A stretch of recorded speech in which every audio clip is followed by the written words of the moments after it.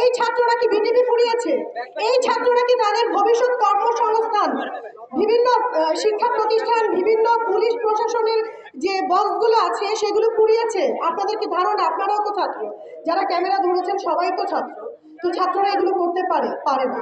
এই ছাত্রদেরকে সামনে রেখে যারা পিছনে কি বলে, পিছনে ছুরি ঘুরাচ্ছে, যারা তাদেরকে বলিদান করছে, আমরা তাদেরকে প্রশ্রয় দিব না। আমরা এখানেই থেমে যাব। আর সকল শিক্ষার্থীদের পরিবার পরিজন এবং অভিভাবকদেরকে বলবো, আপনাদের সন্তানদেরকে আপনারা এ পর্যন্ত এনেছেন অনেক কষ্ট করে, অনেক কষ্টের পরে একটা সন্তান গ্রাজুয়েশন পর্যন্ত যায়। আমি যতটুকু পড়াশোনা করেছি আমি বুঝি পড়াশোনার মর্মটা, যেটা কত কষ্টের পরে একটা ছাত্র সে পর্যন্ত নিজেকে নিয়ে যায়। আপনারা এই সন্তানগুলোকে কারো খেলার সামগ্রী হতে দেবেন না। তারা আমাদের ভবিষ্যৎ সম্পদ। আমরা বলবো, আমাদের এই যে সরকার বিরোধী আন্দোলন বা সরকার পতনের পায়তারা চলছে, এই পায়তারাকে আপনারা প্রশ্রয় দিবেন না। আজকে কি করছে? আজকে আমার বাসা হাতিরঝিলের কাছাকাছি, ওখানে আপনি দেখবেন যে ব্র্যাকেট রেলিং গুলো রাস্তার উঠিয়ে নিয়ে গেছে, অবাধে উঠাচ্ছে।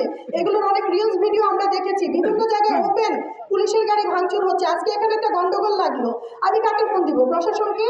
আমি কি আমজনতাকে ফোন দিব যে আমাকে বাঁচান? তো আমাদেরকে বাঁচাবে কারা? এই রক্ষককে আপনারা একজনের অপরাধে সবাইকে ভক্ষক করবেন না। আপনারা, সরকার বলেছে তদন্ত চলছে, তদন্ত করে কে বা কারা এই হত্যাগুলো ঘটিয়েছে অবশ্যই সেগুলো চিহ্নিত হবে, সেগুলোর বিচার কার্য সম্পাদন হবে। আপনারা সে পর্যন্ত সরকারকে সময় দিন।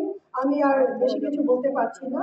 আমি বলবো যে দেশে শান্তি কামনা করছি, আর থাকতে পারছি না। কিছুদিন পরে কিন্তু আমাদের আমরা কর্মসংস্থানে যেতে পারছি না, কাজ করতে পারছি না। করোনা থেকে উঠে আমরা এই যে এক মহামারীতে পড়েছি, সবাই মরবো একসাথে। তো আমরা দেশকে রক্ষা করি, দেশের সম্পদকে রক্ষা করি, রাষ্ট্রের সম্পদকে রক্ষা করি। সবাই ভালো থাকবেন। ধন্যবাদ।